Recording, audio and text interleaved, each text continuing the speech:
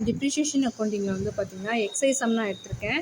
So இது வந்து பார்த்திங்கன்னா செகண்ட் சம் இது ஓகேங்களா. இது வந்து ஸ்ட்ரைட் லைன் மெத்தட் ஓகேங்களா. ஸோ சம்மை நம்ம ரீட் பண்ணிட்டு சம் எப்படி போடலான்றதை பார்ப்போம். On asset purchased for ₹25,000 depreciation is to be provided annually according to the straight line method. The useful of the life of the asset is 10 years அப்படின்னு கொடுத்துருக்காங்க. And the rescheduled value ₹5,000. You are required to find out the rate of depreciation. Prepare asset account for the first 3 years அப்படின்னு கொடுத்துருக்காங்க. So இப்போ வந்து பார்த்திங்கன்னா ஒரு asset வந்து purchase பண்ணுறாங்க, அதோட வேல்யூ 25,000. ஸோ இதில் வந்து பார்த்திங்கன்னா ஸ்ட்ரெயிட் லைன் மெத்தடில் நம்ம வந்து கால்குலேட் பண்ணணும் டிப்ரிஷியேஷன் ஓகேங்களா. ஸோ இதுக்கு useful life of the asset பார்த்திங்கன்னா 10 years. இப்போ வந்து பார்த்திங்கன்னா இதில் என்னென்னலாம் நம்ம ஃபைண்ட் அவுட் பண்ண போகிறோம் அப்படின்னு பார்த்தோம்னா, first amount of depreciation, next வந்து பார்த்திங்கன்னா rate of depreciation, then asset account வந்து எப்படி ப்ரிப்பேர் பண்ணலான்றது தான் பார்க்க போகிறோம் ஓகேங்களா. So first amount of depreciation, இதுக்கான ஃபார்முலா பார்த்திங்கன்னா cost less estimated scrap value divided number of years expected life ஓகேங்களா. ஸோ காஸ்ட் வேல்யூ பார்த்திங்கன்னா 25,000. நெக்ஸ்ட் வந்து பார்த்திங்கன்னா எஸ்டிமேட் ஸ்க்ராப் வேல்யூ வந்து பார்த்திங்கன்னா ₹5,000 இங்கே இருக்குது பாருங்கள். ஸோ ₹5,000. நம்பர் ஆஃப் இயர்ஸ் வந்து பார்த்திங்கன்னா 10 years கொடுத்துருக்காங்க. ஸோ அந்த வேல்யூ கொண்டு வரும். 25,000 லெஸ் 5,000 20,000.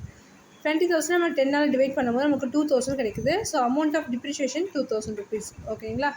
நெக்ஸ்ட் ஒன் பார்த்திங்கன்னா ரேட் ஆஃப் டிப்ரிஷியேஷன்.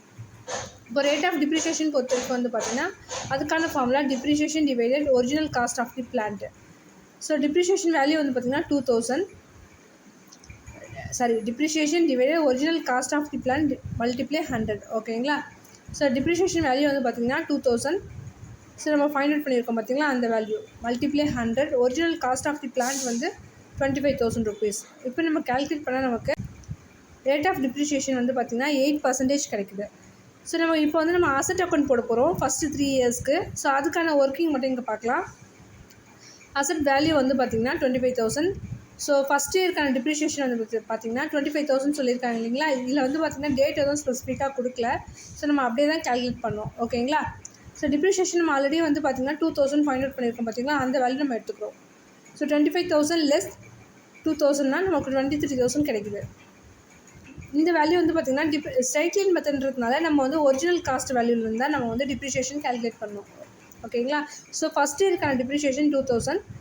ஸோ இந்த செகண்ட் இயர்க்கான டிப்ரிஷியேஷன் சேம் வேல்யூ தான் வரும், ஏன்னா இது straight line method. So second இயர்க்கான டிப்ரிஷியேஷன் 2,000. ஸோ 23 லெஸ் 2,000 21,000 ஓகேங்களா.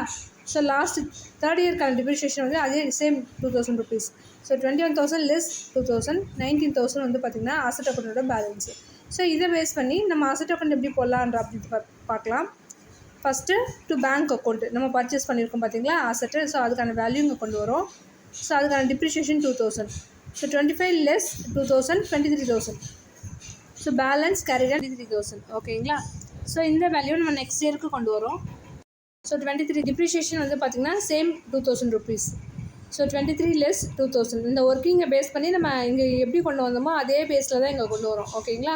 ஸோ 3 வருஷத்துக்கான டிப்ரிஷியேஷன் ப்ளஸ் அதுக்கான பேலன்ஸ் வேல்யூ இங்கே கொண்டு வரும். டோட்டல் அசட்டோட அக்கௌண்ட் பேலன்ஸ் வந்து பார்த்திங்கன்னா 19,000 சரிங்களா.